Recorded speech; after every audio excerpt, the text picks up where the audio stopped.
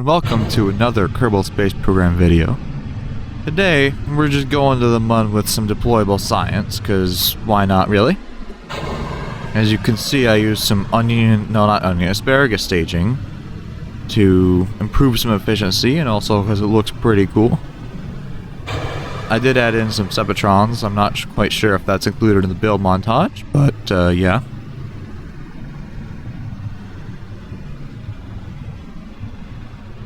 I've also sped up the footage quite a bit overall. Mostly because it's like 2 hours worth of footage, so yeah.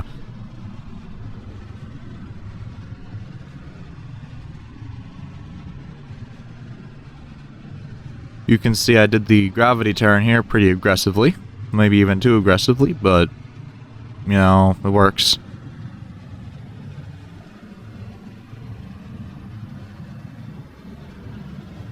Due to the asparagus staging on this rocket, the first stage lasts a really long time, which helps significantly.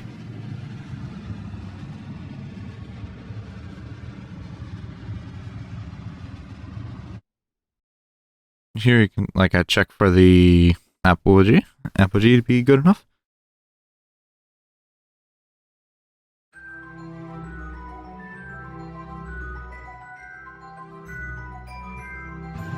And here we're doing circularization.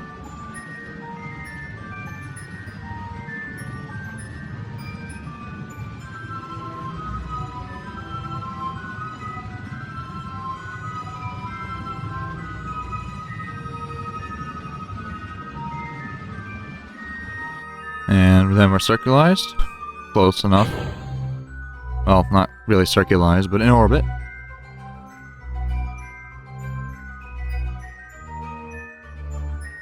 You can see here I'm checking the staging to make sure that there's nothing wrong, and what do you know, there is. And here we jettison that, open the shield, and turn this around. So that we don't have to do that during our burn to the Mun. We still have to turn it around, just so that we don't have to dock it. Because that would be really annoying.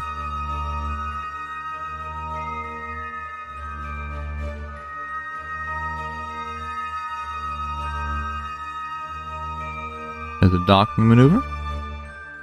Make sure to shut down the engine. I'm just checking some things and deploying solar panels. Solar panels are working well. Set the Mun as a target. And just use a maneuver node to get close. In this case, I managed to get extremely close with just a little bit of burn. Well, with just most of the burn that you would need, but not excessive.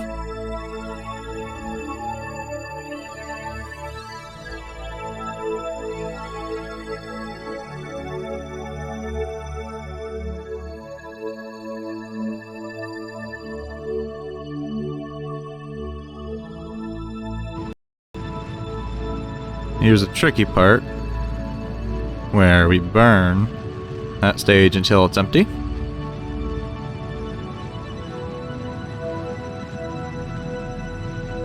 And when it's empty, we have to quickly remove it, like stage it, and then reverse our control point, because our other engine is facing them, because our engine that we're going to use for the rest of this burn is facing the opposite direction. And I also have to make sure that crossfeed is disabled so we don't burn fuel on the lander.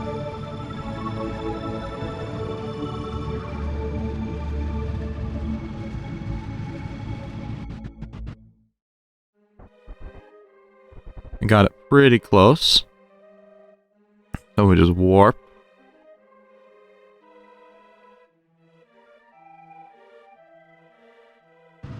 Here's a retrograde burn to get into orbit around the Mun.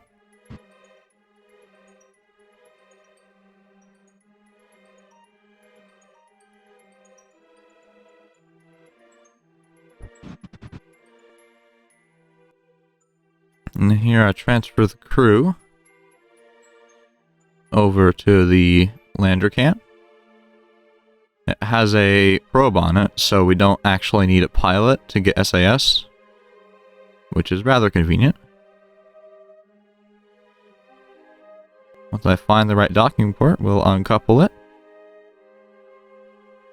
And we'll use RCS to get ourselves and to move ourselves so that we don't hit it when we turn on the engines.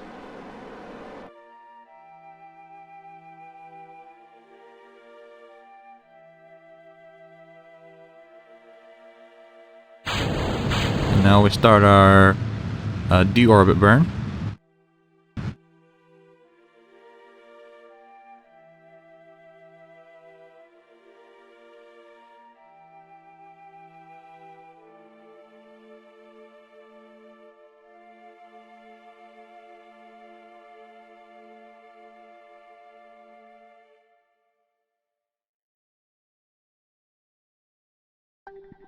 And we're getting pretty close to the ground at this point, so I decided to start burning.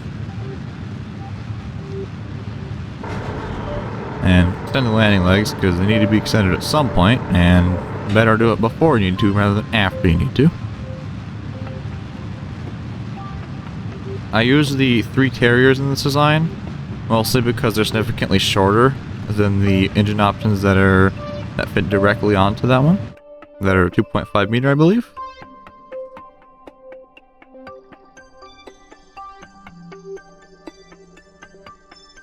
And here, I kill all of my horizontal velocity so that I can go as close to straight down as possible.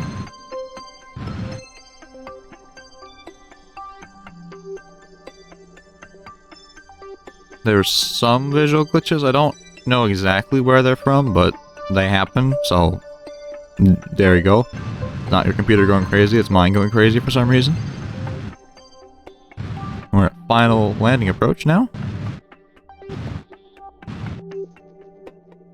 And I've tried my best to slow it down without burning too much fuel, because we have less than half of the amount of fuel, so a little bit low for getting back into orbit.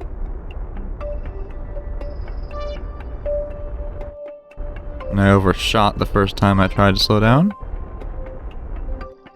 And there's touchdown. Just need to extend the ladder so that Bill Kerman can get out and plant the flag. I guess we're going Bob today. I didn't realize I'm placing it, but that RCS thruster that's right there actually blocks the movement of the ladder, of the Kerbal down the ladder, so that wasn't... yeah, that happened. So we decided to jump off instead, which works just fine.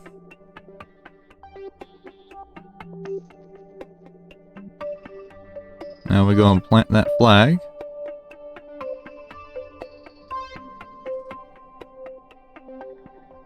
I don't really have anything to write there, so I don't write anything.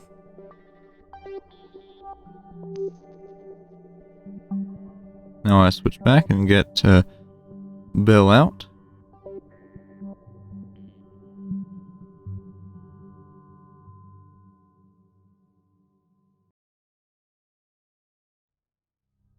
He also gets stuck and I grab on the ladder.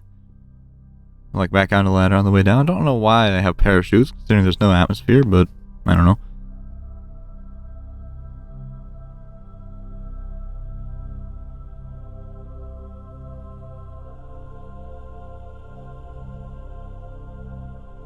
And we get our nice little photo shoot, I guess it would be.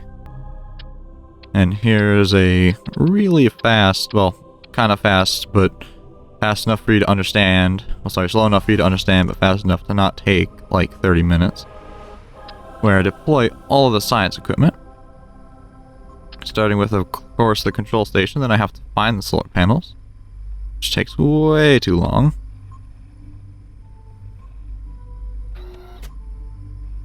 But I do eventually find the solar panels and place them down.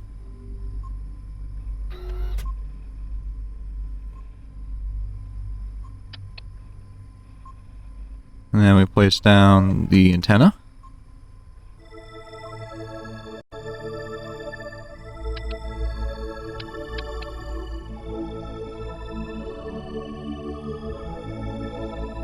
then we start placing down a lot of the science equipment.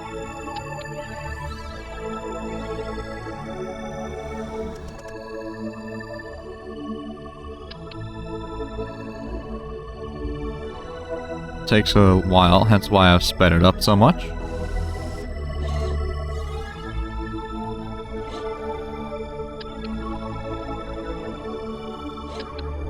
If people are interested in a really long video about this, rather than a very sped up one, that would be good to know, as I am more than willing to do that. Here I am checking all the science equipment, just making sure it's all working as intended. And it does appear to be. So now what I'm going to try to do is make a seismometer experiment with the very small SRBs. I did, however, make a bit of a miscalculation. That being that you can't actually place the Might SRBs, I believe they are, on the MUN. I tried testing it, but I guess I must have set the gravity a little bit too low. So instead we just do that, because we need as little weight as possible considering our limited fuel reserves. And here I go placing down some lights, although it doesn't go very well. They just keep rolling around for some reason. I don't know if that's a glitch or something, but it sure is funny that they just won't stand up.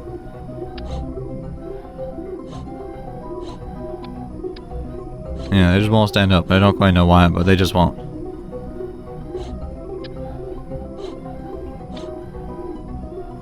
And that one is a very interesting rolling pattern.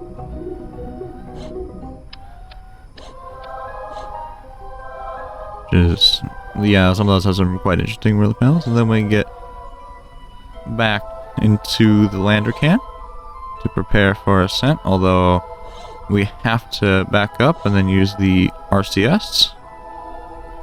I took a nice little screenshot there, that's what the thing was. So we get out that RCS pack, I fall over.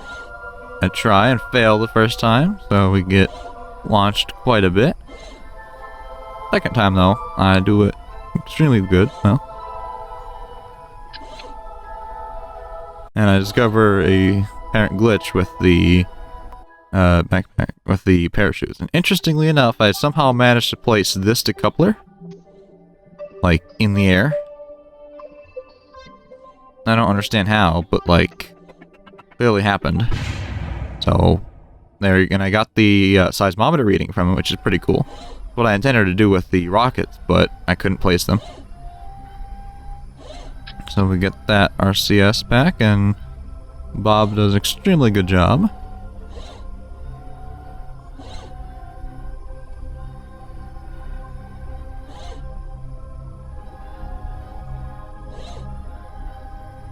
And we have to wait for the right positioning to launch.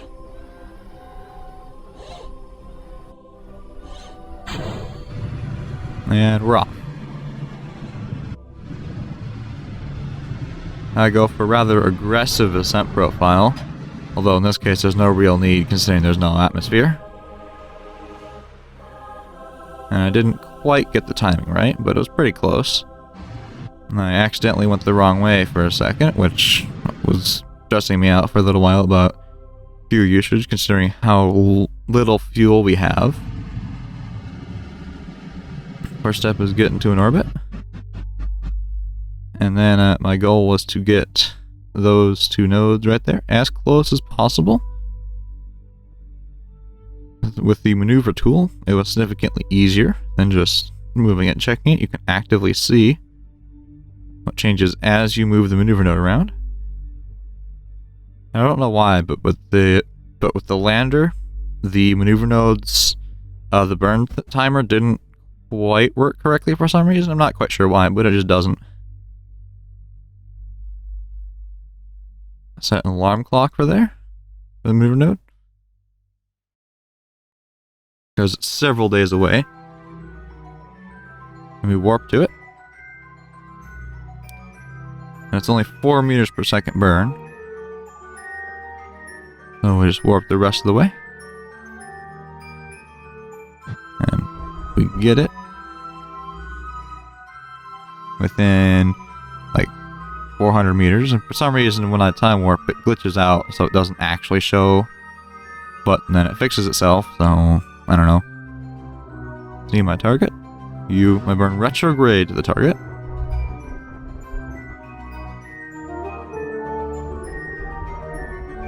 And you burn a little bit towards the target. And you just kind of wait for your docking target to eventually get closer.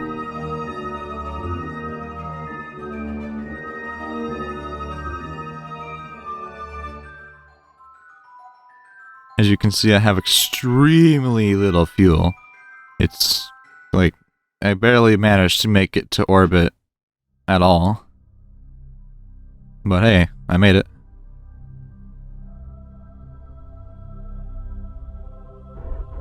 Kill all velocity relative.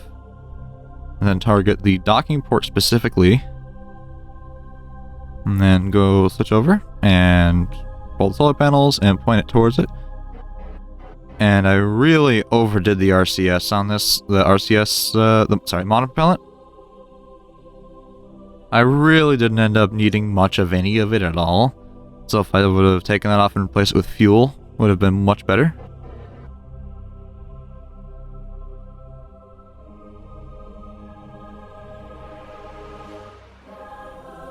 And I transfer all of the fuel from the lander into the main ship because there's also somewhat limited fuel in the main ship. But first I transfer the crew.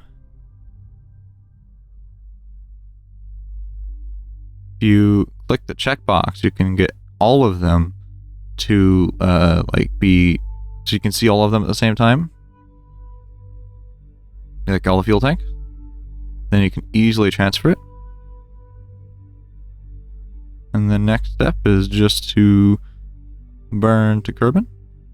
Well, to escape the sphere of influence of the Mun.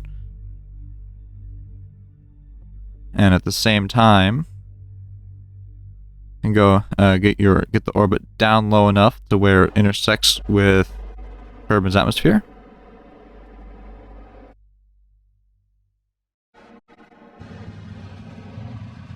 RCS seems to always go for some reason. I forgot to redeploy solar panels, but there it is. So eventually I turned off the RCS because it is kind of annoying.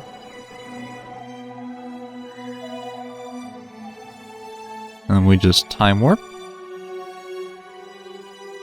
out of the Mun sphere of influence and away from the Mun.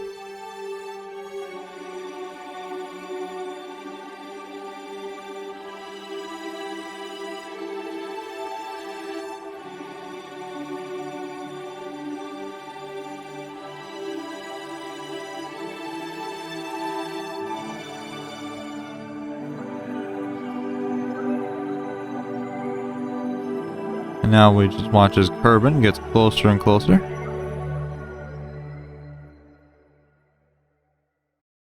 At around 200,000, I detach the lander from the rest of it. And at around 100,000, I decouple and close the shield. The heat shield here works really well, as the lander can and the lander explodes almost immediately, but this pod here is perfectly safe, partially because of the heat shield. And I don't know why, but for some reason the camera often glitches out and spins a bit when you stop having orbital velocity. I don't quite know why, but it does happen. Here we're just getting down to Kerbin's surface.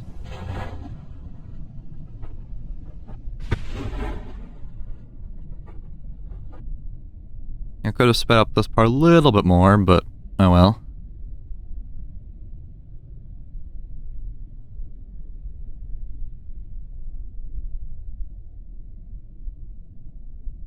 And we safely land and recover the vessel. That'll be all for this video, and remember to have a great day.